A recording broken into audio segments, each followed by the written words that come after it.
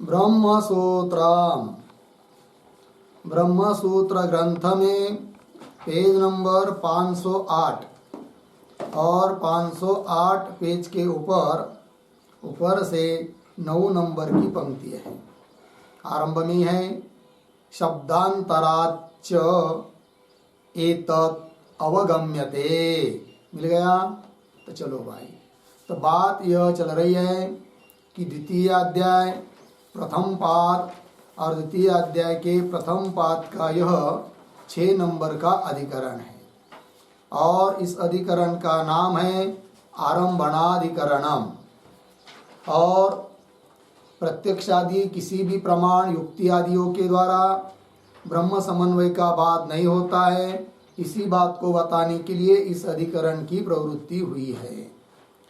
और कार्यात्मक यह जो प्रपंच है कि जिसका कारण ब्रह्म है, तो ब्रह्म कारण है, उसका कार्य प्रपंच है, और यह प्रपंच रूप जो जगत है, कार्य है, वह कारण से अनन्य है और उत्पन्न होने के पहले भी सत है। और ब्रह्म का विवर्त यह जगत है। तो स्वरूपता देखा जाए तो ये जगत कल्पित है, किंतु कारण की दृष्टि से देखा जाए तो कारण से अनन्य है, कारण से भिन्न नहीं है। अतः इस जगत के अंतर्गत जो प्रत्यक्ष आदि प्रमाण वे ब्रह्म समन्वय का बात नहीं कर सकते हैं, ये बात बताई। और कारण ब्रह्म और उस कारण ब्रह्म का कार्य जो जगत, इनमें अनन्यत्व है और जगत उत्पन्न होने के पहले जगत कारण के रूप में सत है। इस बात को बताने के लिए इस 18वें सूत्र में 2 हेतु दिए थे। उसमें पहला हेतु था युक्ते है और दूसरा हेतु है शब्दांतरात्, ये दूसरा हेतु है। तो युक्ति के द्वारा कार्य कारण का अनन्यत्व, कारण से अनन्य है कौन? कार्य, इस बात की युक्ति के द्वारा सिद्ध कर दी। अब जो सूत्र में दूसरा हेतु था शब्दांतरात्, उस हेतु से भी इसी बात की सिद्धि हो जाती है। कौन बात की? कि कारण से कार्य अनन्य है, अर्थात कारण की सत्ता से अतिरिक्त कार्य नहीं है, कार्य कारण रूप ही है, और उत्पन्न होने के पहले यह जगत रूप कार्य सत्रूप है। इस बात की सिद्धि शब्दांतरात् इस हेतु से भी होती है। उसी की चर्चा अब भगवान भाष्यकार कर रहे हैं। तो पंक्ति को देखिए, शब्दांतरात् च एतत् अवगम्यते। एतत्, यह बात अन्य शब्द से मतलब अन्य श्रुति से भी जानी जाती है। तो अन्य श्रुति ऐसा शब्द क्यों फिर शब्दांतरात्? तो वो क्या भूमिका है वो सब भगवान भाष्यकार बता रहे हैं। किंतु यहाँ पर एक शब्द आया है एतत् अवगम्यते, इसको जाना जाता है, उसके लिए हेतु बताया शब्दांतरात्। और शब्दांतरात् मतलब क्या है वो बताएंगे, किंतु एतत् अवगम्यते, एतत् क्या चीज है? एतत् शब्द का अर्थ लिखिए, कार्यस्य सत्वम। एतत् शब्द का अर्थ कार्यस्य सत्वम अनन्यत्वम च। अनन्यत्वम च, एतत् का अर्थ। एतत् अवगम्य मतलब कार्य का कार्य उत्पन्न होने के पहले सत है और अनन्य है, यह बात इससे भी जानी जाती है शब्दांतरात् से। तो क्या है, आगे चलिए। पूर्व सूत्रे, ये जो 18 नंबर का सूत्र का भाष्य चल रहा है, उसके पहले वाला जो सूत्र था, तो उसमें पूर्व पक्ष ने बताया था क्या कि श्रुति का प्रमाण देकर असदेव सौम्यदमग्रासित इत्यादि कि जगत उत्पन्न होने के पहले वो असत ही था, असत से जगत उत्पन्न हुआ है। तो असत शब्द से जिसका निर्देश किया है पूर्व सूत्र में, तो वो जिस श्रुति में किया है उससे भिन्न श्रुति, उसको कहेंगे शब्दांतर। सदैव सौम्यदमग्रासित, ये हुआ शब्दांतर, अन्य हेतु। तो पंक्ति देखिए, पूर्व सूत्रे असत व्यपदेशिनः शब्दस्य उदाहृतत्वात् ततः अन्यः सद्व्यपदेशी शब्दः शब्दांतरम्। शब्दांतर मतलब अन्य शब्द, अन्य शब्द मतलब अन्य श्रुति। तो अन्य श्रुति अन्य शब्द मतलब क्या? तो उसकी संगति लगा के दे रहे हैं। तो पूर्व सूत्र में बताया था असत व्यपदेशिनः शब्दस्य, असत का व्यपदेश करने वाला, असत का निर्देश करने वाला जो पूर्व सूत्र में शब्द बताया अर्थात श्रुति प्रमाण दिया था, शब्दस्य उदाहृतत्वात् ततः उससे अन्य भिन्न, कैसा? जिसमें कि सत का व्यपदेश है, सत का निर्देश है। सत व्यपदेशी शब्द शब्दांतरम, शब्द मतलब श्रुति, तो वो कौन श्रुति है? शब्दांतर है, वो दे रहे आगे। सदैव सौम्य इदम अग्रासीत एकमेव द्वितीयम इत्यादि, है कि नहीं? हे सौम्य, इदम यह जगत, अग्रे उत्पन्न होने के पहले, सदैव आसीत सत स्वरूप ही था। और वो कैसा है? एकम एव अद्वितीय, एकमात्र अद्वितीय वो परमात्मा है। इस बात को बता रही है श्रुति। यदि असत ही जगत के लिए कारण होता, असत से जगत उत्पन्न हुआ रहता, ऐसे इस श्रुति में सत का उल्लेख क्यों करते? तो सत का उल्लेख हुआ है, इसका मतलब सत से ही जगत की उत्पत्ति होती है, परमात्मा से ही जगत की उत्पत्ति होती है। सत्स्वरूप परमात्मा है। किंतु इस पर कोई प्रश्न करेगा कि यदि सत्स्वरूप परमात्मा से ही जगत उत्पन्न होता है तो असदेव सौम्य, वहां पर असत शब्द का उल्लेख क्यों किया फिर? तो उसका उत्तर पीछे के सूत्र में दे चुके हैं। क्या बताया था? उस परमात्मा सत होते हुए भी उसको असत इसलिए बोला जाता है, क्यों? कि नाम रूप से व्यक्त नहीं है। जो चीज व्यवहार में नाम रूप से व्यक्त है उसको सत बोला जाता है, और परमात्मा नाम रूप से व्यक्त नहीं है, इसलिए असत शब्द का प्रयोग किया। न कि अत्यंत अभाव है ऐसा समझकर असत शब्द का प्रयोग नहीं हुआ। तो कुल मिलाकर तात्पर्य निकलता है कि सत्स्वरूप परमात्मा से ही इस जगत की उत्पत्ति होती है। तो सदैव सौम्यदम अग्रासीत एकमेव द्वितीयम इत्यादि। ठीक, आगे चलिए। तो ये तो शब्दांतर, आप इसकी व्याख्या हुई। अब पूरी संगति लगा के दे रहे हैं। तद ह एके आहुः असद एव इदम अग्रासीत इति च असत पक्षम उपक्षिप्य, कथम असत असत जायेत इति आक्षिप्य, फिर उत्तर सदैव सौम्यदम अग्रासीत इति अवधारयति, निश्चित रूप से बताया जाता है। क्या? तो सबसे पहले क्या बताया? तद ह एके, एके मतलब कुछ लोग, अहुहु बोलते हैं। क्या बोलते हैं? असद एव इदम अग्र आसीत, इदम अग्रे असद एव आसीत इति च असत पक्षम उपक्षिप्य, श्रुति ने तद एक इत्यादि पंक्ति के द्वारा, श्रुति के द्वारा श्रुति ने क्या किया? जो लोग जगत की उत्पत्ति असत से मानते हैं उनका पक्ष उठाया है, इसलिए असत शब्द का प्रयोग किया। श्रुति का अभिप्राय यह नहीं है कि असत से ही जगत उत्पन्न हुआ है, किंतु एक कुछ लोग कहते हैं कि असत से ही जगत की उत्पत्ति होती है, तो उनका जो कहना है उनकी तरफ से बात उठाई है श्रुति ने, ये उसका मतलब। इति च असत पक्षम उपक्षिप्य, उपक्षेप करके उठाकर बात को फिर पुनः प्रश्न किया गया। इस प्रकार जो लोग मानते हैं कि असत से जगत उत्पन्न होता है, किंतु पुनः फिर उनके ऊपर प्रश्न किया, कथम असत असत जायेत, असत से सत की उत्पत्ति कैसी हो सकती है? इति आक्षेप, ऐसा उनके ऊपर पुनः क्या किया? आक्षेप किया।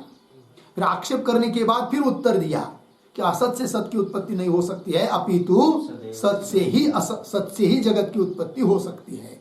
फिर श्रुति आई सदैव सौम्य इदम अग्र आसीत, तो इद हे सौम्य, इदम जगत अग्रे उत्पन्न होने के पहले सदैव आसीत इति अवधारयति, ऐसा निश्चय पूर्वक श्रुति बता देती है। ठीक, आगे चलिए। तत्र इदम शब्दवाच्यस्य कार्यस्य प्रागुत्पत्तेः सत् शब्दवाच्येन कारणेन सामानाधिकरण्यस्य श्रूयमाणत्वात् सत्व अनन्यत्वे प्रसिद्धतः। ठीक, अब क्या बात बताई जा रही है? ये जो पंक्ति आई है तत्र इदम इत्यादि, उसके पूर्व में एक वाक्य लिखते हैं अवतरण के रूप में, तथापि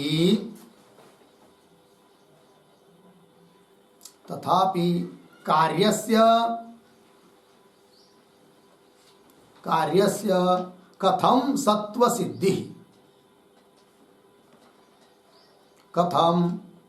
सिद्धि इति प्रश्न चिन्ह। अतः आह तत्र इति,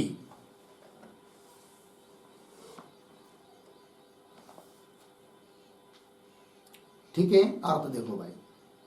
तथापि कार्यस्य कथम सत्व सिद्धि, कार्य जगत उत्पन्न होने के पहले सत्स्वरूप आप बताते हो तो कथम सत्व सिद्धि। भले श्रुति ने बताया हो सदैव सौमिदम अग्रासित, तो भी उस श्रुति के आधार पर, उनके शब्दों के आधार पर बताओ, सिद्ध करो कि यह जगत उत्पन्न होने के पहले सत्रूप ही था। कैसे बताओ? तब बता रहे तत्र इत्यादि पंक्ति से। तो भाष्य पंक्ति को देखिए, तत्र तत्र श्रुतौ सदैव सौम्यदम अग्रासित, श्रुति में इदम शब्द आया है जो कि जगत का वाचक है, कार्य का वाचक है। और उसी श्रुति में सच शब्द आया है जो कि कारण ब्रह्म का वाचक है। और दोनों शब्दों का सामानाधिकरण्य है। कौन कौन? इदम और सत। इससे पता चलता है कि यह जगत उत्पन्न होने के पहले सत्स्वरूप ही है। तो पंक्ति को देखिए, तत्र उस श्रुति में इदम शब्द वाच्यस्य कार्यस्य, इदम शब्द का वाच्य कौन? कार्य, अर्थात इस कार्य रूप जगत का वाचक कौन? इदम शब्द। और वाच्य कौन? जगत। वाच्यस्य, इदम शब्द वाच्यस्य कार्यस्य प्रागुत्पत्ते है, उत्पन्न होने के पहले सत शब्द वाच्येन कारणेन, उसी श्रुति में सत शब्द आया है। और सत शब्द का वाच्य कौन? कारण ब्रह्म। सत शब्द वाच्येन कारणेन सामानाधिकरण्य से श्रूयमानत्वात्, सामानाधिकरण्य दोनों पदों का श्रुत हो रहा है। श्रुति बता रही है, श्रुति में बताया हुआ है सामानाधिकरण्य किन किन का? इदम और सत का, जो कि उसमें से एक शब्द जगत का वाचक है और एक शब्द कारण ब्रह्म का वाचक है। कारणेन सामानाधिकरण्य से श्रूयमाणत्वात्, ऐसा होने के कारण हेतु दिया। उससे क्या सिद्ध किया गया? सत्वान्यत्वे प्रसिद्धतः। प्रसिद्धतः इस क्रियापद का कर्ता कौन है इस वाक्य में? प्रसिद्धतः।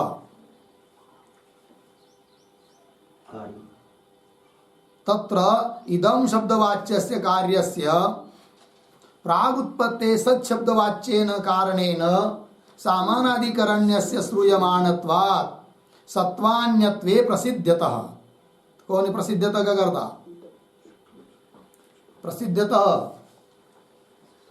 द्विवचन है, अतः सत्वान्यत्वे द्विवचन प्रसिद्धतः है कि नहीं? सत्व और अनन्यत्व, सत्वानन्यत्वे ऐसे है ना, अन्यत्व नहीं, सत्व अनन्यत्वे। सत्व एक बात, अनन्यत्व दूसरी बात, ये दो बातों की सिद्धि की गई, प्रसिद्धता सिद्धि की गई। किससे? सामानाधिकरण्य से। किन किन का सामानाधिकरण्य? इदम और सत का सामानाधिकरण्य। ठीक है, चलिए भाई। और व्यवहार में भी जिन दो पदों का सामानाधिकरण्य होता है उनका क्या होता है? अभेद होता है। ठीक है ना? नीलो घट अर्थात नीला भिन्न घट, इस प्रकार से सत और इदम का सामानाधिकरण्य आता, दोनों का अभेद है, अनन्यत्व है, भिन्नत्व नहीं है। और आगे, यदि तू प्राग उत्पत्ते असत कार्यम स्यात् पश्चात च उत्पद्यमानम कारणे समवेयात् तदा अन्यत् कारणात् स्यात्। ठीक है, तत्र येन श्रुतम श्रुतम भवति इति इयं प्रतिज्ञा पीडेत। ठीक, ये जो पंक्तियां हैं, यदि तू प्राग इत्यादि, उसके पूर्व में एक वाक्य लिखते हैं, अवतरण लिखते हैं, असत कार्यवादे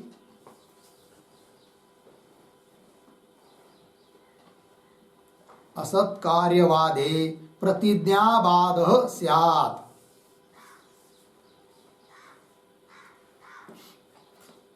प्रतिज्ञाबाधः स्यात् इति आह यदि इति।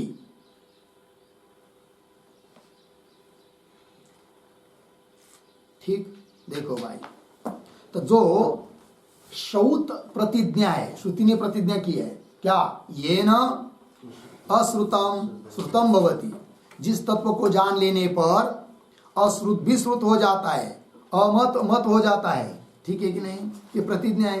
किंतु यह प्रतिज्ञा असत कार्यवाद में सिद्ध नहीं होती है, बाधित हो जाती है, और सत कार्यवाद में सिद्ध हो जाती है। क्योंकि सत्कार्यवाद में कारण से कार्य कैसा है, अनन्य है। तो कारण को जान लिया, परमात्मा को जान लिया, कार्य को जान लिया, क्योंकि कारण परमात्मा से अतिरिक्त है ही नहीं, कौन, कार्य रूप जगत। किंतु यह प्रतिज्ञा असत कार्यवाद में बाधित हो जाती है। वो कैसे, एक एक बात को बता रहे हैं। यदि तो प्राग उत्पत्ति, यदि तो उत्पत्ति प्राग, जगत उत्पन्न होने के पहले असत कार्यम स्यात्, है कि नहीं, जगत कार्य कैसा मानेंगे, असत। घट उत्पन्न होने के पहले घट कैसा मानेंगे, असत। तो क्या होगा फिर पश्चात, पहले असत मानेंगे, पश्चात बाद में उत्पद्यमान, उत्पन्न होता हुआ कारणे, अपने अपने कारण में समवेयात, समवाय संबंध से रह जाता है। जैसे घट उत्पन्न होने के पहले घट कैसा, असत, है कि नहीं, और जब उत्पन्न होता है तब वह घट समवाय संबंध से अपना कारण कपाल में रहता है।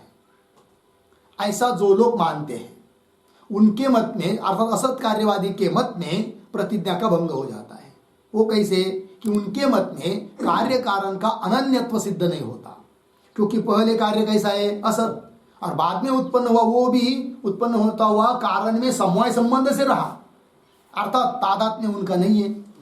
इसका मतलब कारण भिन्न है, कार्य भिन्न है, और ऐसी स्थिति में कारण को जान लेने पर भी कार्य को जान लिया, ऐसा हो नहीं पाएगा, अर्थात प्रतिज्ञा का बाद होगा। पंक्ति देखिए, कारणे समवेयात् तदा, आगे देखिए ना, एक दो शब्द अन्वय, तदा एक शब्द छोड़कर, कारणात् पीछे, अन्यत् स्यात्,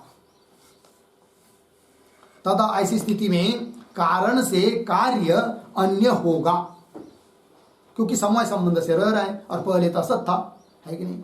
तब क्या होगा, कारण से कार्य अन्य होगा, और अन्य मानेंगे तो क्या होगा फिर, प्रतिज्ञा का बाद। वही तत्र ये न अश्रुतम श्रुतम भवति, जिसको जान लेने से अश्रुत भी श्रुत हो जाता है। इति इयम प्रतिज्ञा पीडेत नाम बाध्येत, प्रतिज्ञा का भंग होगा। लग गया, आगे चलिए।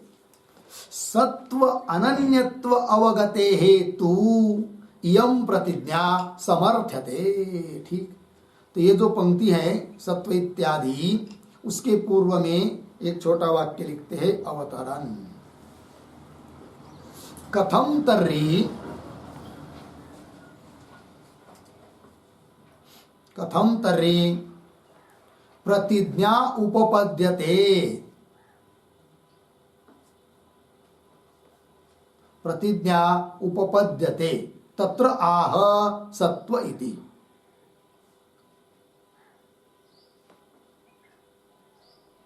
ठीक है, देखो भैया अर्थ, कथम तर्हि प्रतिज्ञा उपपद्यते, फिर प्रतिज्ञा, अभी अभी पीछे क्या कहा कि असत कार्यवाद में प्रतिज्ञा बाधित हो जाती है। फिर प्रश्न उठता है कि प्रतिज्ञा कब उपपन्न हो जाती है, कब सुसंगत हो जाती है, उपपन्न हो जाती है, बताओ। तो बता रहे अंतिम की पंक्ति में, सत्व अनन्यत्व अवगते है तू इयम प्रतिज्ञा समर्थ्यते। सत्व अनन्यत्व, सत्व मतलब कार्य उत्पन्न होने के पहले यह कार्य रूप जगत कारण के रूप में सत था, और अनन्य कारण ब्रह्म के साथ अनन्य भिन्न नहीं है। इस बात को यदि समझ लेते हैं तो उस परमात्मा तत्व कारण तत्व को जान लिया तो कार्य को जान लिया। जैसे कि मिट्टी को जान लिया तो मिट्टी के जितने भी कार्य है, घट शराब आदि सबको जान लिया, सिद्ध हो जाता है, क्योंकि कार्य कारण का अनन्यत्व है, अभिन्नत्व है। सत्व अनन्यत्व अवगते है, अवगति मतलब जानना, ज्ञान, ज्ञान से तो यम प्रतिज्ञा समर्थ्यते। यम प्रतिज्ञा, यम हाँ, ये न श्रुतम श्रुतम भवति इत्यादि प्रतिज्ञा समर्थ्यते, है कि नहीं, सुसंपन्न हो जाती है, उसके लिए उसका बाद होता नहीं। ये हो गया भाई 18 नंबर के सूत्र का भाष्य पूरा हुआ। ठीक, अब इस अधिकरण के और 2 सूत्र बचे, तो उसमें से 19 नंबर का जो सूत्र है उसको लेते अब उच्चारण। पटवच्च, ठीक, तो चलिए सूत्र के बारे में थोड़ा सा हम लोग लिख लेते हैं। लिखेंगे सूत्रावतरणम,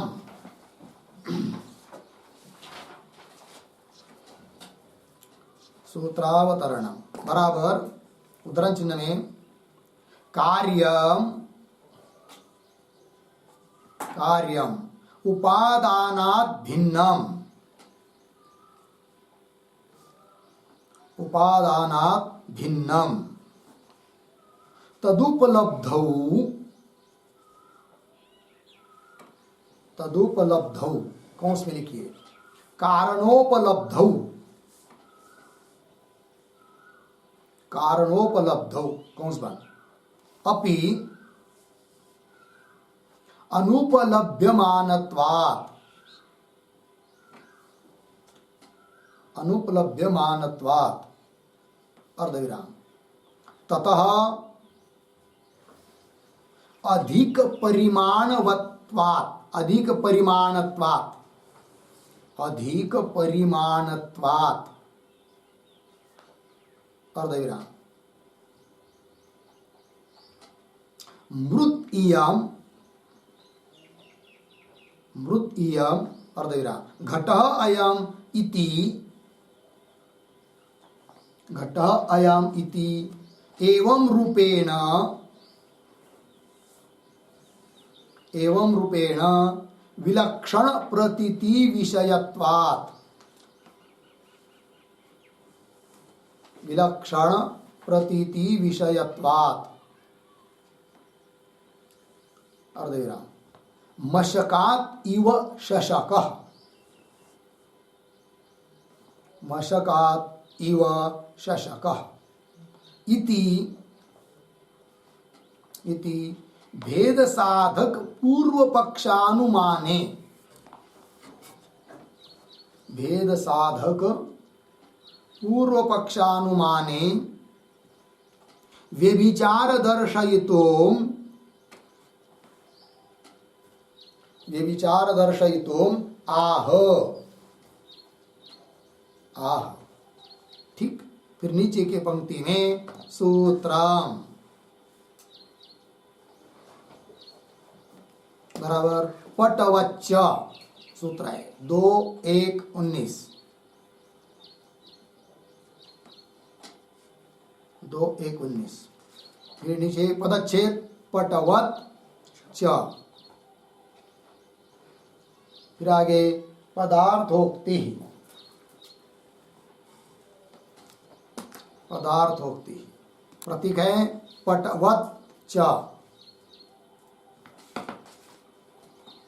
बराबर यथा, यथा संवेष्टितः पटः, संवेष्टितः पटः व्यक्तं न गृह्यते, व्यक्तं न गृह्यते अर्धविराम किम अयं पटः वा, अयं पटो वा अन्यो वा इति, पटो वा अन्यो वा इति पूर्णविराम स एव प्रसारणेन, स एव प्रसारणेन अभिव्यक्तः गृह्यते, अभिव्यक्तः गृह्यते पटः एव इति, पटः एव इति पूर्णविराम एवं च, एवं च यथा संवेष्टित प्रसारित पटस्य, संवेष्टित प्रसारित पटस्य विलक्षण प्रतीति विषयत्वे अपि,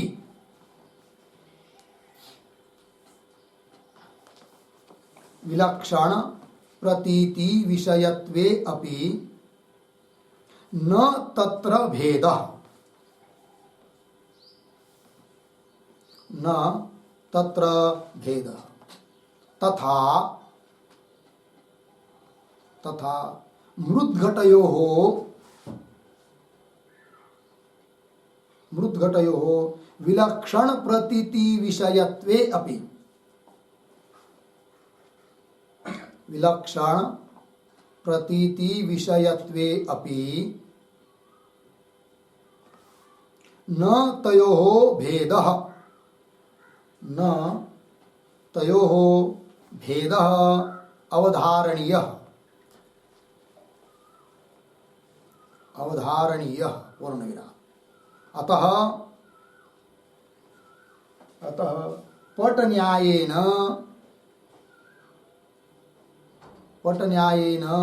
एव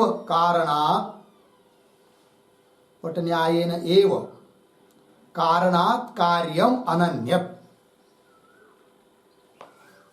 कारणात् कार्यम अनन्यत् कौंस में लिखिए अभिन्नम भवति अभिन्नम कौंस बन भवति इत्यर्थः।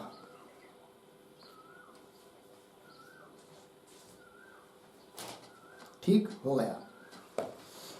देखो जरा सूत्रावतरण में अनुमान दिया है पूर्व पक्षी ने। अब तक 18वें सूत्र की भाष्य पूरा हुआ तब तक कार्य कारण का अनन्यत्व सिद्ध किया, अभिन्नत्व, किंतु पूर्व पक्षी को वो जचता नहीं है, पसंद नहीं है। अतः पूर्व पक्षी कार्य कारण का भेद सिद्ध करने के लिए पुनः क्या करता है? अनुमान। क्या है वो पूर्व पक्षी का अनुमान? वो आपको सूत्रावतरण में लिख के दिया, थोड़ा ध्यान दीजिए। तो अनुमान का आकार है कार्यम उपादानात् भिन्नम तदुपलब्धौ अपि अनुपलभ्यमानत्वात् एक हेतु। दूसरा हेतु दिया है ततः अधिक परिमाणत्वात्, और एक हेतु दिया है तो मृत इयम घट अयम इति एवं रूपेण विलक्षण प्रतीति विषयत्वात् तीसरा हेतु। दृष्टांत दिया इति मशकात् इव शशकः इति, यह है भेद साधक पूर्व पक्षी के द्वारा दिया गया अनुमान, किंतु ये अनुमान नहीं है, अनुमानाभास है, अर्थात ये हेत्वाभास है, अर्थात सविचारी है वो हेतु। तो उसमें उस हेतु में विविचार दिखाने के लिए सूत्र आया है। तो आइए ये जो पूर्व पक्षी का अनुमान है कार्यम उपादानत इत्यादि, इस अनुमान में आप लोग बताइए पक्ष कौन है? कार्यम साध्य शाबाश उपादानात् भिन्नत्व, उपादान से भिन्नपना सिद्ध करना है, और हेतु तदुपलब्धौ अपि अनुपलभ्यमानत्व, मतलब कारण की उपलब्धि होने पर भी। ध्यान दीजिए, जैसे उदाहरण कार्य लिया घट, और वो पूर्व पक्षी कहता है कार्य जो घट है वह उसका उपादान कारण जो मिट्टी उससे भिन्न है। कौन? घट। क्यों? हेतु देता है वो कि तदुपलब्ध हो, कारण की मिट्टी की उपलब्धि होने पर भी घट की उपलब्धि होती नहीं है, अनुपलब्ध मानत्वा। ठीक है, पहला हेतु। और ततः अधिक परिमाणत्वात्, ततः मतलब मिट्टी से अधिक परिमाण वाला है। कौन? घट। इससे भी वो घट उपादान मिट्टी से भिन्न है। और एक हेतु देता है वो क्या? कि प्रतीति में भी भेद है। यदि उपादान कारण मिट्टी और घट दोनों में अभेद होता तो प्रतीति अर्थात ज्ञान में भेद नहीं होता, जबकि प्रतीति में अर्थात ज्ञान में भेद हो रहा है। क्या ज्ञान में भेद हो रहा है? उस ज्ञान का आकार क्या? कि मृत इयम, ये मिट्टी के बारे में, कारण के बारे में प्रतीति है, और घट के बारे में अयम घट, ये प्रतीति है। इति एवं रूपेण, इस प्रकार से विलक्षण प्रतीति का विषय होने से भी भिन्न भिन्न है। कौन कौन? उपादान कारण और कार्य। तो उपादान कारण से भिन्न है कार्य। इस प्रकार के तीन हेतु दिए, और इसके लिए दृष्टांत दिया उसने मशकात इव शशक। मशक मच्छर और शशक ससा। शशक क्या क्या बोलते उसको? खरगोश। तो वो मशक से भिन्न है खरगोश। बोलेंगे क्यों? इसलिए कि मशक की उपलब्धि हुई, इसका मतलब खरगोश की उपलब्धि होती है क्या? नहीं, अतः वो भिन्न है। यदि अभिन्न होते तो मशक की उपलब्धि होने पर उसकी उपलब्धि जरूर होती, नहीं होती है, अतः भिन्न है। पहली बात। दूसरा, अधिक परिमाण। मशक का परिमाण बहुत छोटा सा, और खरगोश का परिमाण उससे कहीं बड़ा। इससे भी भिन्न है कौन? किससे? मशक से भिन्न है शशक। और भिन्न भिन्न प्रकृति के विषय है, यह मशक है, यह खरगोश है। इस प्रकार से भिन्न भिन्न ज्ञान के विषय होने से भी मशक से भिन्न है कौन? शशक। उसी प्रकार कार्य जो है घटादि, वे घटादि कार्य उनके उनके उपादान कारण मिट्टी आदि से भिन्न है। इन तीन हेतु से सिद्ध करता है पूर्व पक्षी, सिद्ध करने का प्रयास करता है। इति भेद साधक पूर्व पक्षानुमाने व्यभिचार दर्शयितु, व्यभिचार दिखाने के लिए हित सूत्राया पटवच्च। मिल गया। व्यभिचार किसको कहते हैं? साध्याभाववत् वृत्तित्वम। साध्याभाव के अधिकरण में यदि हेतु रहता है तो उस हेतु को सद हेतु नहीं कहते, अपितु असद हेतु कहते हैं। और असद हेतु में भी कौन सा? व्यभिचार, सविचार। ठीक है कि नहीं? जबकि सद हेतु जो होता है वह साध्याभाववत् अवृत्ति होता है। जैसे पर्वतो वन्यमान धूमात, साध्य वन्य, साध्याभाव वन्याभाव, साध्याभाववत् वन्याभाववत् कौन? जलरुद्र। उसमें धूम है क्या? वृत्ति नहीं, अवृत्ति है, अतः सद हेतु है धूम। किंतु समझ लीजिए किसी ने अनुमान में बताया पर्वतः वन्यमान प्रमेयत्वात्, तो यह सद हेतु है क्या? नहीं। क्यों? ये व्यभिचारी है। कैसे घटाएंगे? साध्य वन्य, साध्याभाव वन्याभाव, साध्याभाववत् वन्याभाववत् कौन? वन्याभाव वाला कौन है? जलरुद्र। वन्य अभाव वाला कौन है? जलरुद्र। निश्चित रूप से वन्य का अभाव कहाँ रहता है? जलरुद्र में। वहां पर भी हेतु बैठा है कौन सा? प्रमेयत्व। तो प्रमेयत्व हेतु कैसा हुआ? साध्याभावत वृत्ति है या साध्याभावत अवृत्ति है? साध्याभावत वृत्ति है प्रमेयत्व हेतु। साध्याभाव के अधिकरण में रह रहा है कौन? प्रमेयत्व हेतु। इसलिए प्रमेयत्व हेतु क्या हुआ? व्यभिचारी है कि नहीं? उस प्रकार पूर्व पक्षी ने कार्य से, कार्य कारण से भिन्न है इस बात को सिद्ध करने के लिए जो हेतु दिए हैं तीन, वे तीनों भी हेतु व्यभिचारी है, अर्थात साध्याभाववत् वृत्ति है। अतः पूर्व पक्षी ने दिए गए हेतु सद हेतु नहीं है, अपितु असद हेतु है। असद हेतु में भी कौन से? सव्यभिचार। ठीक है, तो वो बता रहे अभी पदार्थोक्ति में देखिए पटवच्च। तो यथा समझ लीजिए पहले बात, उदाहरण पट है, पट मतलब कोई वस्त्र, और वो संवेष्टित है। संवेष्टित है मतलब उसको तय करके रखा है और किसी दूसरे कपड़े में लपेट के रखा है, बांध के रखा है। किसी कोई नया वस्त्र है जिसको पट कहते हैं, उसको घड़ी करके तय करके बहुत बढ़िया से किया है और दूसरे किसी कपड़े में बांध के रखा है और रख दिया है कहीं पर। और किसी ने देखा बांध के तो कुछ रखा है लेकिन क्या होगा, निश्चय नहीं हो पा रहा है कि पट ही होगा करके, क्योंकि अंदर बांध के रखा क्या है पता नहीं है कि नहीं। तो प्रतीति अलग हो रही है। और फिर उसके बाद उसको गठड़ी को लिया और उसके ऊपर की गांठ छोड़ी और अंदर देखा और उसको फैलाया तो बहुत बड़ा पट देखने को मिला, 4-5 मीटर का। समझ में आया? अब देखिए यहां पर वो जो संवेष्टित पट और प्रसारित पट वही है। पहले था संवेष्टित, अब हुआ प्रसारित, है कि नहीं। अब यह पट जो है तो पहला जो संवेष्टित पट अलग और प्रसारित पट अलग, ऐसा है क्या? नहीं है, मतलब भेद नहीं उसमें। साध्य क्या है पूर्व पक्षी का? भेद। साध्याभाव, साध्य भिन्नत्व, साध्याभाव भिन्नत्वाभाव, यहां पर भिन्नत्वा का अभाव है। संवेष्टित पट और प्रसारित पट में भिन्न नहीं दोनों, किंतु तीनों हेतु बैठे हुए वहां पर। तीनों हेतु कौन कौन? कि जब तद उपलब्ध, हाँ, तद उपलब्ध अपनी अनुपलब्ध मानत्वा, तो संवेष्टित पट की उपलब्धि होने पर भी प्रसारित पट की उपलब्धि हुई क्या? नहीं हुई, नहीं हुई ना। हेतु है ना वहां पर। फिर साध्य है क्या? भिन्नत्व। भिन्न साध्य नहीं है, साध्य का क्या है? अभाव। और हेतु है अर्थात व्यभिचारी हेतु। दूसरा हेतु क्या है? उससे अधिक परिमाण। अब जो गठड़ी बांधकर छोटा सा ठिया था, रखा था, अब जब फैलाया तो उससे अधिक परिमाण हुआ कि नहीं? तो हेतु वहां पर है, संवेष्टित पट की अपेक्षा प्रसारित पट में अधिक परिमाण है, किंतु दोनों में भेद है क्या?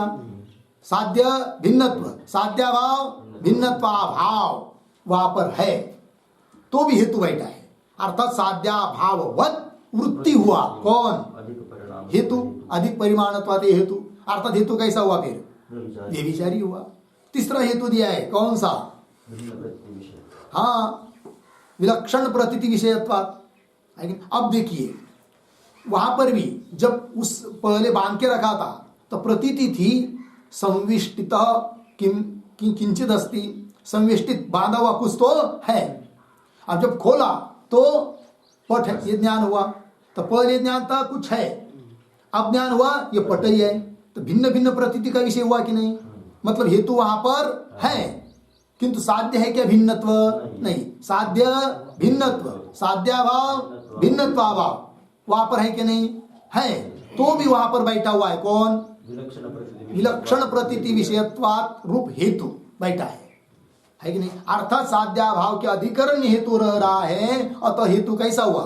व्यभिचारी। और इस प्रकार के व्यभिचारी अर्थात हेत्वाभास के द्वारा पूर्व पक्षी अपने साध्य को सिद्ध नहीं कर सकता, अर्थात उपादान कारण से कार्य को भिन्न सिद्ध कर नहीं सकता। कौन? पूर्व पक्षी। तो इस प्रकार का जो पूर्व पक्षी का अनुमान था, उस अनुमान में व्यभिचार दिखाने के लिए सूत्र आया है पटवच्च। अगली पंक्ति तो पदार्थोक्ति में देखिए, यथा संवेष्टित पट व्यक्तम न गृह्यते, बांध के रखा हुआ पट व्यक्त स्पष्ट रूप से ग्रहण उसका होता नहीं है। कैसा ग्रहण होना चाहिए था? मतलब ग्रहण कैसा नहीं होता है कि अयम पट वा अन्य वा, संशय हो जाता है। तो स्पष्ट रूप से ग्रहण होता नहीं कि पट ही है करके। किम अयम पटो वा अन्यो वा इति सएव प्रसारणेन, किंतु उसी संवेष्टित पट को आप क्या कर दिया? प्रसारित कर दिया, फैला दिया। तो सएव प्रसारणेन अभिव्यक्त गृह्यते। कैसा? पट एव इति, इस प्रकार से। एवं च यथा संवेष्टित प्रसारित पटस्य, संवेष्टित पट और प्रसारित पट, इनमें विलक्षण प्रतीति विषयत्वे अपि, दोनों की प्रतीति भिन्न भिन्न होने पर भी न तत्र भेद, संवेष्टित पट में और प्रसारित पट में कोई भेद नहीं है। न तत्र भेद। तथा, ये दृष्टांत हुआ, तथा मृद्घटयोः विलक्षण प्रतीति विषयत्वेपि, मिट्टी और घट इन दोनों में, ये दोनों विलक्षण प्रतीति के विषय होने पर भी, विलक्षण प्रतीति विषयत्वेपि न तयोः भेद, तयोः मृद्घटयोः न भेद, दोनों में कोई भेद नहीं है। न तयोः भेद उदाहरणीय। अतः इस पट न्यायेन पटवच्च, ऐसा कहा था ना सूत्र में, इस पट न्याय से सिद्ध हुआ क्या? कारणात् कार्यम अनन्यत अभिन्न, कारण से कार्य अभिन्न है, भिन्न नहीं है। बात लगी? आइए फिर अब भाष्य को पढ़ते हैं, पटवच्च इस सूत्र के भाष्य को। सोपा सरल थोड़ा ही है। यथाच संवेष्टितः पटः न व्यक्तम गृह्यते, सरल है। जैसे कि संवेष्टित मतलब बांध के रखा हुआ पट, व्यक्त नाम स्पष्ट रूप से उसका ग्रहण होता नहीं। कैसे? किम अयम पटः अर्धेरा, किम वा अन्य द्रव्य, यह पट ही है या अन्य द्रव्य है, इस प्रकार स्पष्ट रूप से उसका ग्रहण होता नहीं है। किसका? किसका? बराबर है, किसका? पट का। लेकिन कैसे पट का? संवेष्टित पट का, ऐसा बोलना। आगे चलिए। स एव प्रसारित, स एव संवेष्टित पट एव, संवेष्टित पट ही प्रसारित, जब फैला दिया तो प्रसारित यत् संवेष्टितम द्रव्यम तत्पट एव, जो पहले संवेष्टित द्रव्य था वही अब क्या है? वही पट ही है, वो कोई अतिरिक्त नहीं है। पहले ही पट था, अभी भी पट है, लेकिन पहले व्यक्त ग्रहण नहीं हो रहा था, अब व्यक्त ग्रहण हो रहा है।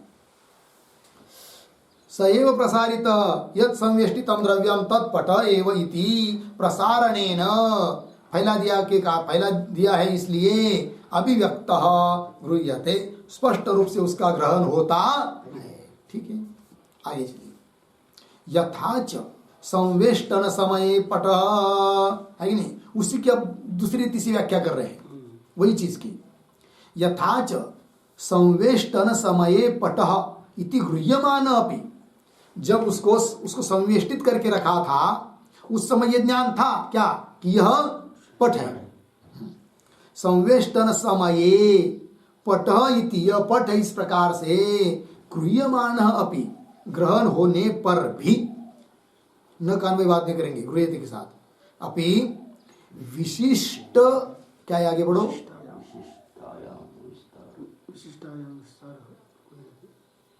देखो तो पुनः उसी पंक्ति को पढ़ता हूं। यथाच संवेष्टन समये, अर्थ समझ में आया, पट इति गृह्यमान अपि विशिष्ट आयाम विस्तार न गृह्यते।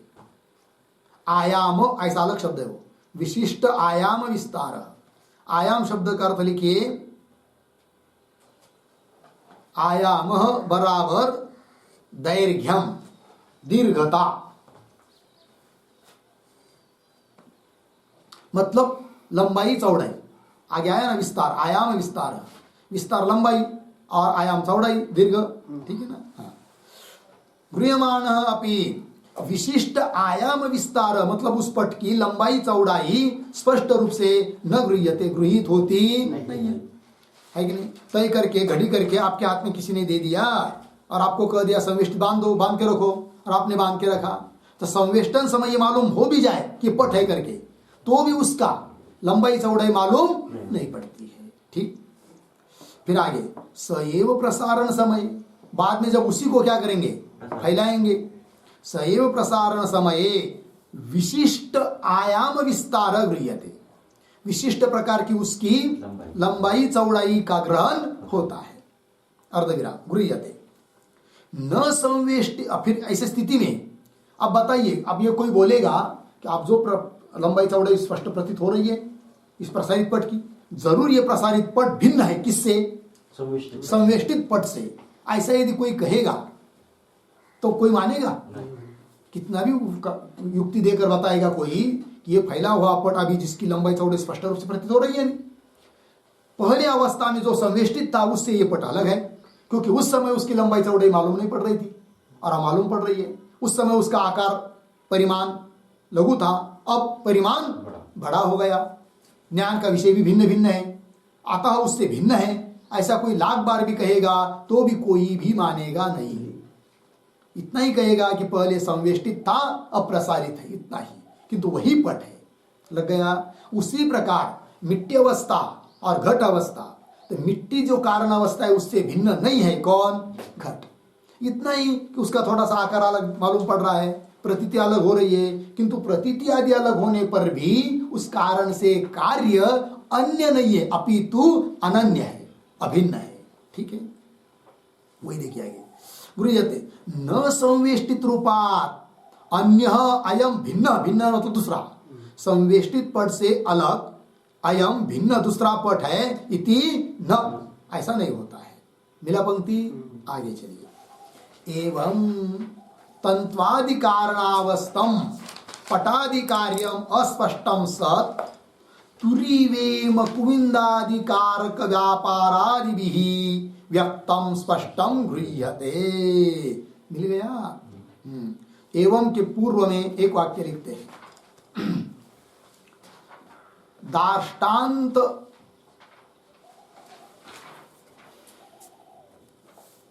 नहीं, दृष्टांत निविष्टम अर्थम, दृष्टांत निविष्टम अर्थम दार्ष्टान्तिके योजयति,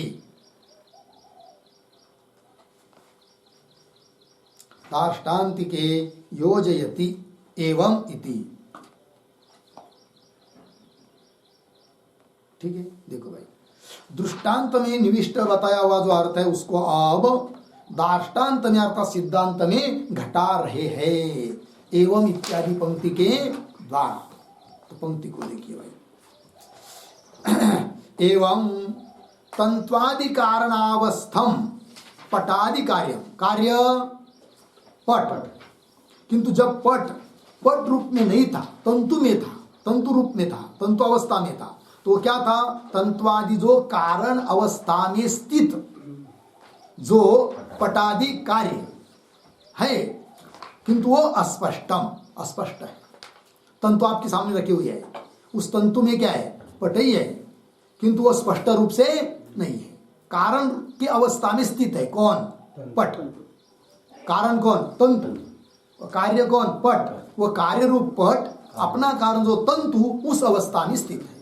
ठीक, एवं तंत्वादि कारणावस्थम पटादि कार्यम अस्पष्टम, अस्पष्ट है। और अब आ गए कौन, वो पट बनाने के साधन, कुविंद तंतु आए, जुलाहा कपड़ा बनाने वाला व्यक्ति, फिर वो सब सामग्री लेकर आया, तुरी वेमादि, और बना दिया मतलब क्या किया उसने, कोई अलग से चीज नहीं बनाई, तंतु को सुव्यवस्थित कर दिया तो पट जैसा दिखने लगा।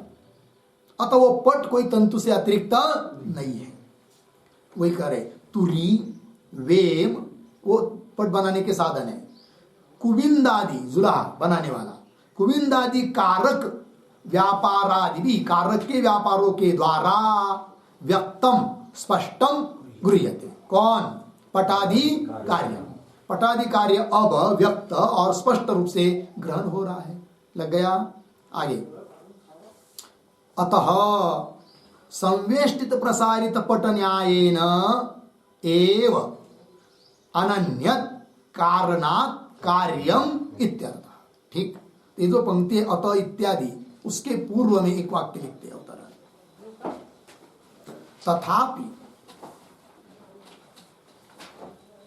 तथापि किम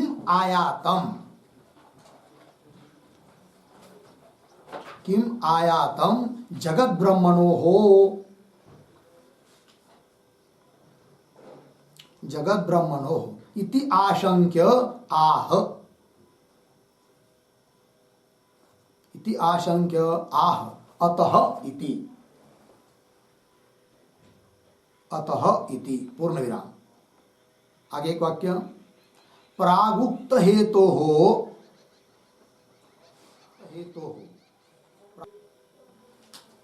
सविचारत्वेन दुष्टत्वात्,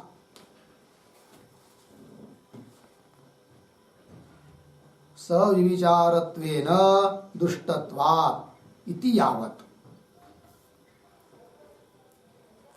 देखो भाई अर्थ,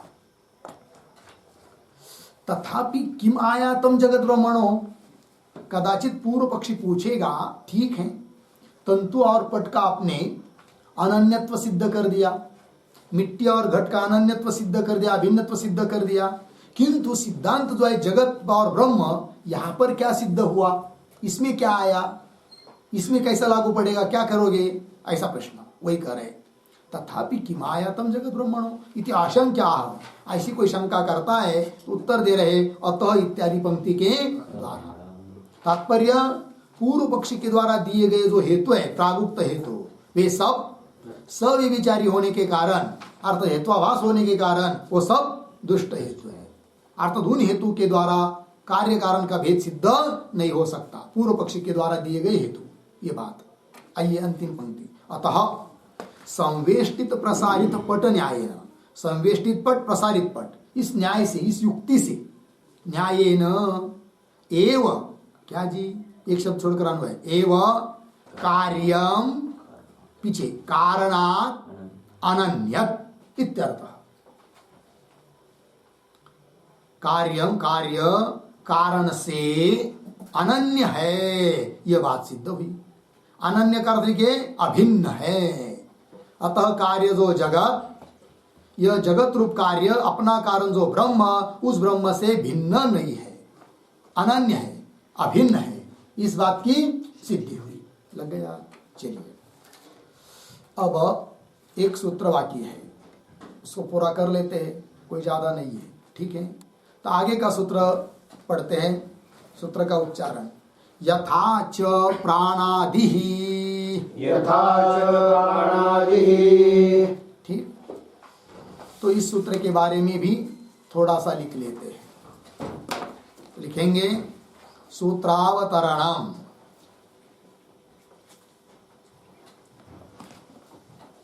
सूत्रावतरणम बराबर उद्धरण चिन्ह में कार्यम, कार्यम उपादानात् भिन्नम,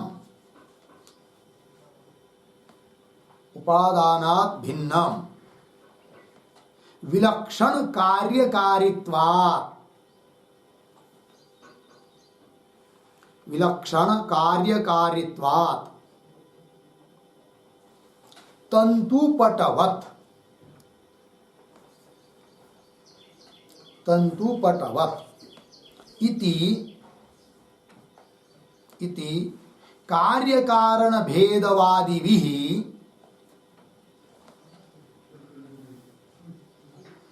इति कार्यकारण भेदवादिभिः अस्माभिः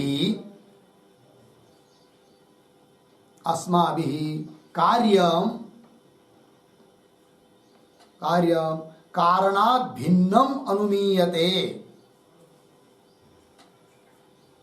कारणात् भिन्नम अनुमीयते पूर्ण विराम। तत्र अनुमाने, तत्र अनुमाने हेतोः व्यभिचारम आह,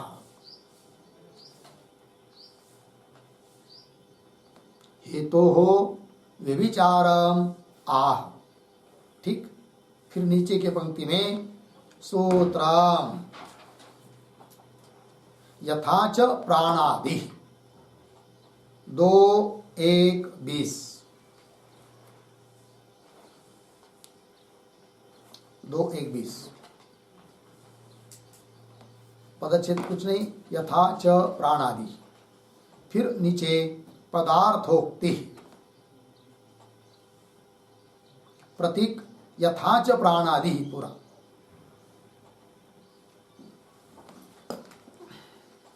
बराबर आगे यथा च लोके, यथा च लोके प्राणायामादिना, प्राणायामादिना निरुद्धः, निरुद्धः प्राणापानादिः प्राणभेदः, प्राणापानादिः प्राणभेदः जीवन मात्रम कार्यम, जीवन मात्रम कार्यम निर्वर्तयति, निर्वर्तयति बराबर निष्पादयति, निष्पादयति अर्धविराम। न अधिकम कार्यम करोति, न अधिकम कार्यम करोति पूर्ण विराम। आगे अनिरुद्धः तु, अनिरुद्धः तु, अनिरुद्धः तु बराबर प्रवृत्तः तु, प्रवृत्तः तु प्राणादिः, प्राणादिः जीवनात् अधिकम, जीवनात् अधिकम आकुंचन प्रसारणादि कार्यम, आकुंचन प्रसारणादि कार्यम अपि, अपि निर्वर्तयति, निर्वर्तयति बराबर संपादयति,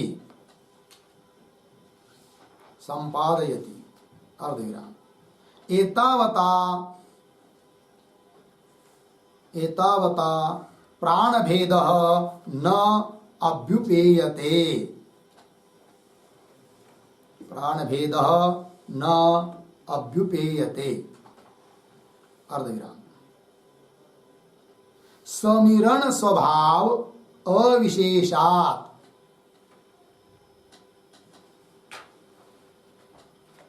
समीरण स्वभाव अविशेषात् पूर्ण विराम।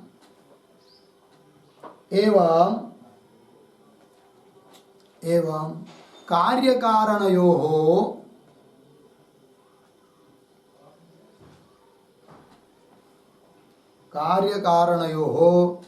विलक्षण कार्यकारित्वे अपि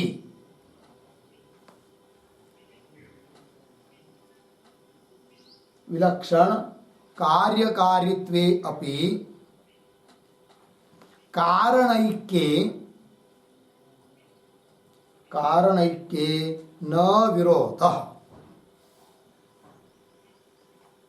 विरोधः पूर्ण विराम। आगे कार्यकारणयोः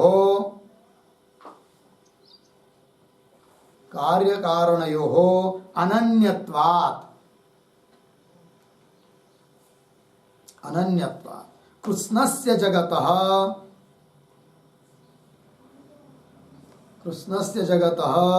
ब्रह्म कार्यत्वाच्च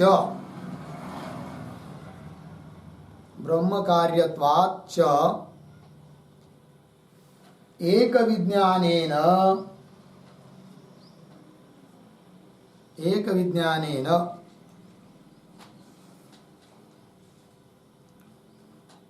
सर्वं विज्ञातम्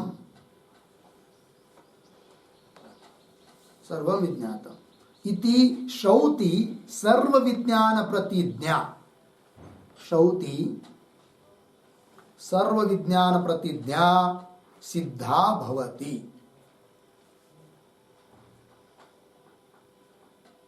सिद्धा भवति। पूर्ण विराम। इति एवं कार्यकारणयोः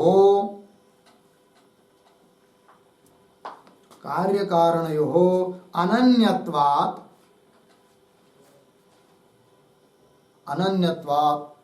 अद्वैत ब्रह्म समन्वये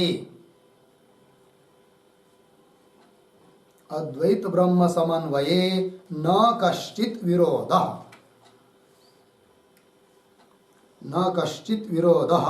इति सिद्धम्।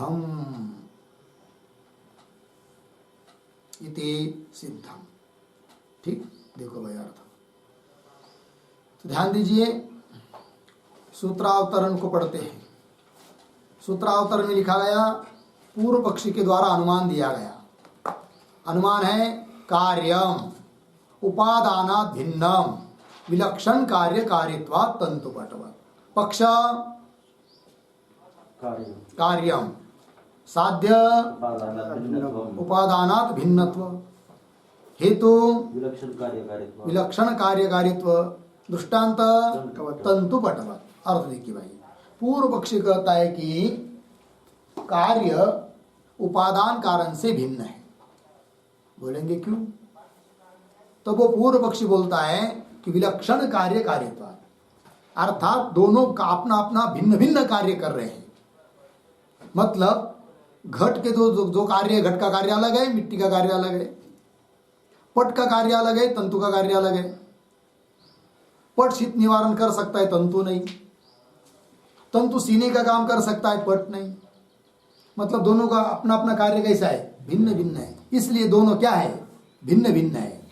ये कह रहा है पूर्व पक्षी, विलक्षण कार्यकारित्वात् तंतुपटवत् इति। इस प्रकार कार्य कारण भेदवादी भी अस्माभि, पूर्व पक्षी बोल रहा है, कार्य कारण का भेद कहने वाले हम लोगों के द्वारा कार्यम कारणात् भिन्नम अनुमीयते, कार्य कारण से भिन्न है ऐसा अनुमान हमसे किया जाता है। ऐसा जो पूर्व पक्षी का अनुमान, तत्र उस अनुमान में हेतु का व्यभिचार है, असद हेतु है, दुष्ट हेतु है। इस बात को दिखाने के लिए सूत्र आया 20 नंबर का, यथा च प्राणादि। अब इस सूत्र के द्वारा क्या दिखाया जाएगा कि कार्य क्या विलक्षण कार्यकारित्व होने पर भी अभेद है, भिन्न नहीं है। पूर्व पक्ष का क्या मतलब है? यत्र यत्र विलक्षण कार्यकारित्वम तत्र तत्र भिन्नत्वम। ये नियम किसका? पूर्व पक्षी का। किंतु सिद्धांती बताएंगे कि विलक्षण कार्यकारित्व तो है किंतु भेद तो है नहीं। अर्थात साध्य क्या है आपका? भिन्नत्व है कि नहीं? उपादानात भिन्नत्व, साध्याभाव भिन्नत्वाभाव। तो भिन्नत्वाभाव जहां है वहां पर भी यदि हेतु रहेगा तो हेतु कैसा कहलाएगा? असद हेतु, व्यभिचारी हेतु है कि नहीं? तो उदाहरण दिया है सूत्र के माध्यम से, ध्यान दीजिए, प्राणादिकों का। होता क्या है, हम लोगों के शरीर में प्राण है, तो प्राण अपान समान उदान व्यान, इस प्रकार से प्राण का भेद माना जाता है। वस्तुतः प्राण तो एक ही होते हैं, किंतु अब किसी ने प्राणायाम आदि का अभ्यास किया, प्राणों का निरोध किया, और सामान्य निरोध नहीं किया, सिद्ध योगी बन गया, बहुत निरोध किया। तो जो सिद्ध योगी होते हैं उन्होंने प्राणायाम आदि करके अपने प्राणों का निरोध किया हुआ रहता है, और वो ऐसी स्थिति में रहते हैं कि देखने को दूसरे व्यक्ति को लगेगा कि मर गए, दूर से देखेंगे तो, किंतु सूक्ष्म रूप से विचार करेंगे तो उनके प्राण चलते हैं, लेकिन और कुछ कार्य नहीं होता है। चलना फिरना बैठना खाना पीना ही कुछ नहीं, केवल स्थिर बैठे, मतलब जीवित है, इतना ही व्यवहार होता है निरुद्ध प्राणों से।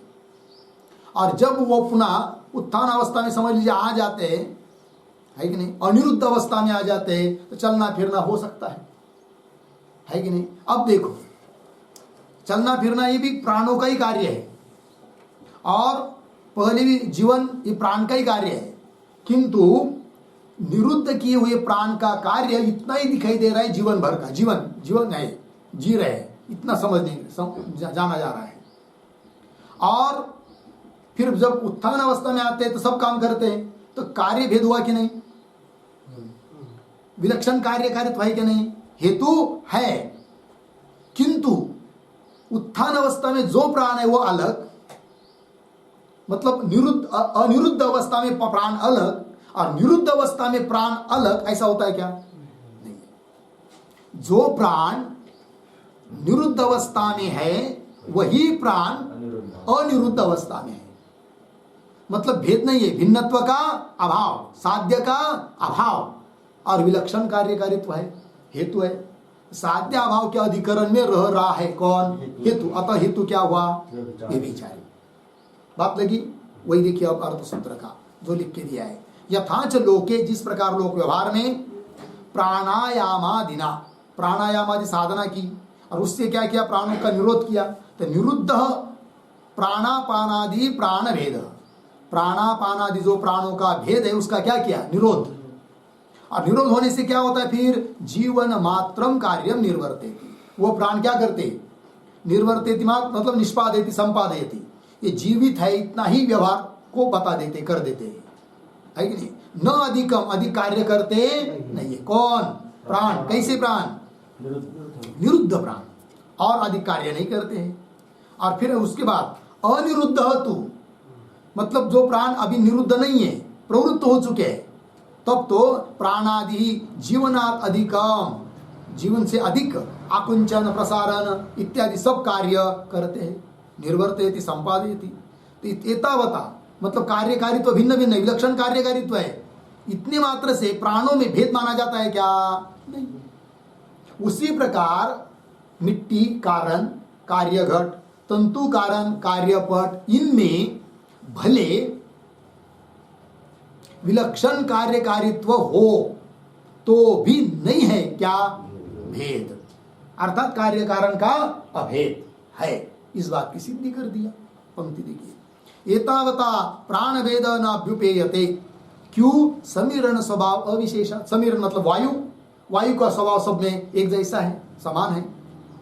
एवं कार्य कारणयो विलक्षण कार्यकारित्वेपि, इसी प्रकार आप सिद्धांत बता रहे हैं, कार्य और कारण में विलक्षण कार्यकारित्व होने पर भी कारणैक्य न विरोध, कारण एक है इस कहने में, कारण है कि नहीं, कोई विरोध नहीं है। कारण के साथ वह कार्य एक रूप है, यह कहने में कोई विरोध नहीं। कार्य कारण यो अनन्यत्वात्, कार्य कारण अनन्य होने के कारण, अभिन्न होने के कारण कृष्ण से जगत ब्रह्म कार्यत्व, और समस्त जगत ब्रह्म का कार्य है।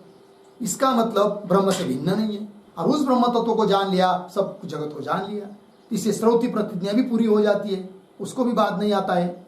एक विज्ञानेन सर्व विज्ञातम, इस प्रकार की श्रौति श्रुति ने बताई हुई सर्व विज्ञान प्रतिज्ञा सिद्धा भवति इति एवं, इस प्रकार कार्य कारणयो अनन्यत्वात् अद्वैत ब्रह्म समन्वये न कष्टित विरोध। इस प्रकार कार्य कारण का अनन्यत्व होने के कारण अद्वैत ब्रह्म समन्वय में किसी का विरोध नहीं, अर्थात कोई भी उस अद्वैत ब्रह्म समन्वय का वाद नहीं कर सकता है। ये बात हो गई। ठीक, चलिए भाष्य। यथा च लोके, जिस प्रकार लोके मतलब लोक व्यवहार में, प्राणापानादिषु प्राण भेदेषु प्राणायामेन निरुद्धेषु कारण मात्रेण रूपेण वर्तमानेषु जीवन मात्रम कार्यम निर्वर्त्यते, निर्वर्त्यते संपाद्यते, संपन्न किया जाता है। न आकुंचन प्रसरणादिकम कार्यांतरम, मिल गया। निरुद्ध प्राण की क्या स्थिति, क्या कार्य है, वो बताया जा रहा है। एक एक बात को देखिए। यथाच लोके, जिस प्रकार लोक व्यवहार में प्राणादि जो प्राणों का भेद, उनमें क्या कर दिया, प्राणायाम कर दिया। हाँ, तो उनमें प्राणायाम करने से निरुद्ध हो गए। वो कौन, प्राणादि जो प्राण के भेद है वो क्या हो गए, अब निरुद्ध हो गए। किससे, प्राणायाम करने से। तो प्राणायामेन निरुद्धेषु प्राण भेदेषु, सभी प्राणों के भेदों का निरोध होने पर क्या होता है, कारण मात्रेण रूपेण वर्तमान, उनका ही विशेषण है निरुद्ध प्राणों का। कैसे वो प्राण, कारण मात्रेण, कारण के रूप में स्थित है। कारण मात्रेण रूपेण वर्तमानेषु प्राण भेदेषु, ठीक, क्या होता है, जीवन मात्रम कार्यम निर्वर्तते, केवल जीवित है इस बात को द्योतित करते हैं और कुछ नहीं। जीवन मात्रम कार्यम निर्वर्तते, अधिक कार्य नहीं होता है उनसे। कौन अधिक कार्य, आकुंचन प्रसारणाधिकम, कार्यांतरम न। आकुंचन प्रसारणाधिक, बैठना उठना, आकुंचन प्रसारण होना, ये सब कार्य उनसे होता न। आकुंचन प्रसारणाधिकम कार्यांतरम, लग गया। आगे अब वही प्राण लीजिए। तेषु एव प्राण भेदेषु, वही प्राण भेद जब प्रवृत्त होते हैं तब, तेषु एव प्राण भेदेषु पुनः प्रवृत्तेषु, जब वो पुनः प्रवृत्त होते हैं तब जीवनात् अधिकम, जो जीवन व्यवहार हो रहा था ना उससे अधिक, आकुंचन प्रसारणाधिकम अपि कार्यांतरम निर्वर्तते, और अधिक व्यवहार होता है, आकुंचन प्रसारणाधिक और कार्य हो जाते उन्हीं प्राणों से, है कि नहीं। तो प्राण भिन्न है क्या, नहीं। निरुद्ध अवस्था में अलग कार्य है, अनिरुद्ध अवस्था में अलग कार्य है, और तो वे प्राण अलग है, ये प्राण अलग है, ऐसा व्यवहार होता नहीं है। मतलब विलक्षण कार्यकारित्व होने पर भी जैसे प्राणों में भेद नहीं है, उस प्रकार विलक्षण कार्यकारित्व होने पर भी कारण और कार्य में भेद नहीं है।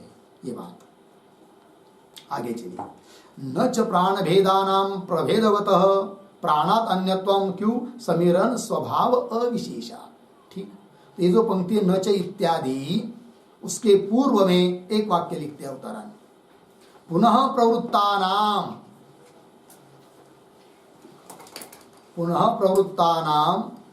प्राण भेदानां भिन्नत्वम एव इति आशंक्य आह, इति आशंक्य आह न च इति। ठीक है, देखो यार, तो पुनः प्रवृत्तानाम प्राण भेदानाम, जो प्राणों का भेद पुनः प्रवृत्त हो जाता है, निरुद्ध अवस्था से बाहर आ जाता है, अनिरुद्ध अवस्था में आता है, तब पुनः प्रवृत्तानाम प्राण भेदानाम भिन्नत्वमेव, किंतु उसमें तो भेद होना ही चाहिए। ऐसी कोई यदि शंका करता है तो उसको उत्तर दे रहे न च इत्यादि पंक्ति से। तो भाष्य पंक्ति में देखिए, न च प्राण भेदानाम भेदवतः प्राणात अन्यत्व, इतनी शब्द, थोड़ा अन्वय, एक शब्द छोड़कर आगे च, पुनः एक शब्द छोड़कर प्रभेदवतः प्राणात, पीछे प्राण भेदानाम, शुरू में न, आगे अन्यत्वम,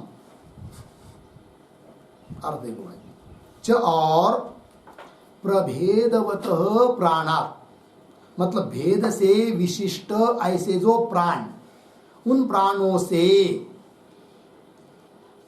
प्राण भेदा नाम न अन्यत्व, है कि नहीं, प्राण भेदों से अन्यत्व उनमें नहीं है, भिन्नत्व नहीं है, ठीक है ना। भेद विशिष्ट प्राण से प्राण भेद भिन्न नहीं है, क्यों, समीरन स्वभाव अविशेषा, समीरन वायु, वायु का स्वभाव सब में एक जैसा ही है, अतः उनमें भेद नहीं है। किनमें, प्राणों में, कौन प्राणों में, निरुद्ध प्राणों में और अनिरुद्ध प्राणों में भेद नहीं है, विलक्षण कार्यकारित्व होने पर भी।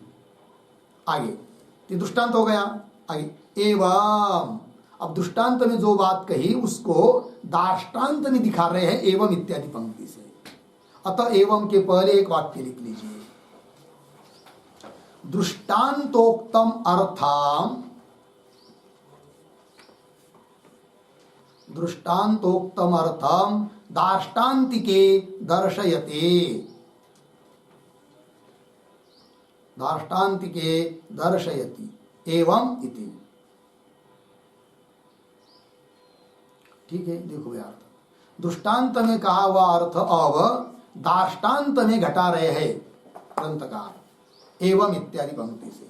तो देखो भाई, एवं कार्यस्य कारणात् अनन्यत्व, एवं मतलब जिस प्रकार निरुद्ध प्राण और अनिरुद्ध प्राणों में अनन्यत्व है, अभिन्नत्व है, उसी प्रकार कार्य और कारण में क्या है, अनन्यत्व है। लग गया। अब आगे, अतश्च कृत्स्नस्य जगतः ब्रह्म कार्यत्वात् तद अनन्यत्वाच्च सिद्धैषा श्रौति प्रतिज्ञा येन अश्रुतं श्रुतं भवति, अमतं मतम, अविज्ञातम विज्ञातम इति, ठीक है। तो अतः इत्यादि जो पंक्ति है उसके पूर्व में एक वाक्य लिखते हैं, एवं, एवं जीव जगतो हो, जीव जगतो हो ब्रह्म अनन्यत्वात्, ब्रह्म अनन्यत्वात् प्रतिज्ञा सिद्धि, प्रतिज्ञा सिद्धि इति, इति अधिकरणार्थम उपसंहरति, अधिकरणार्थम उपसंहरति अतश्च इति, ठीक। एवं इस प्रकार जीव जगत और ब्रह्म, जीव और जगत का ब्रह्म के साथ अनन्यत्व है, अभिन्नत्व है ही नहीं। अनन्यत्वात् प्रतिज्ञा सिद्धि, से प्रतिज्ञा की सिद्धि हो जाती है।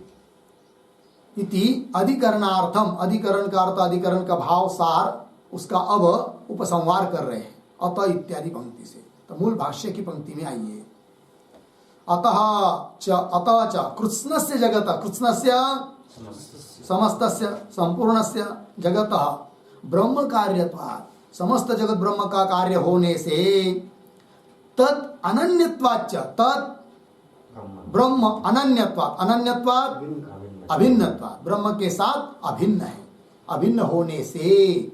आगे देखिए, अनन्यत्वाच्च, थोड़ा अन्वय आगे, च के बाद दो तीन शब्द छोड़कर, ये न श्रुतम श्रुतम भवति, अमतम मतम, अविज्ञातम विज्ञातम इति, फिर भी चाहिए, एषा श्रौति प्रतिज्ञा, उसके पीछे सिद्धा, ठीक है।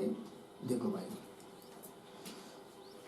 ये समस्त जगत ब्रह्म का कार्य होने से ब्रह्म से अभिन्न है, अनन्य है, और अनन्य होने के कारण श्रुति प्रतिज्ञा सिद्ध हो जाती है। श्रुति ने बताई हुई प्रतिज्ञा क्या है? वो प्रतिज्ञा ये न अश्रुतम श्रुतम भवति, जिस तत्व को जान लेने से अश्रुत भी श्रुत हो जाता है। अमतम मतम, जो जाना नहीं, जिसका मनन नहीं किया है, वो भी मनन किया जैसा हो जाता है।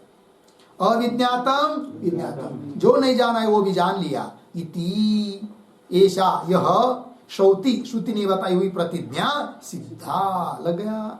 इस प्रकार ये प्रतिज्ञा तब सिद्ध होती है जब कार्य कारण का क्या है? अनन्यत्व है। अतः इस जगत के प्रति कारण ब्रह्म है, और उस ब्रह्म में ब्रह्म से अनन्य है कौन? जगत। ये बात सिद्ध हो गई। और उस ब्रह्म में ही सभी श्रुतियों का समन्वय है, ब्रह्म का बोध कराने में ही सभी शास्त्रों का तात्पर्य है। इस प्रकार ये सब, यहाँ जो 6 नंबर का अधिकरण था वो यहाँ पर पूरा होता है, और 20 नंबर के जो सूत्र का व्याख्यान है वो भी पूरा होता है। फिर आगे 7 नंबर का अधिकरण आता है, उसका विचार हम लोग कल करते हैं। ओम पूर्णमदः पूर्णमिदं पूर्णात् पूर्णमुदच्यते पूर्णस्य पूर्णमादाय पूर्णमेवावशिष्यते। ओम शांति शांति शांति।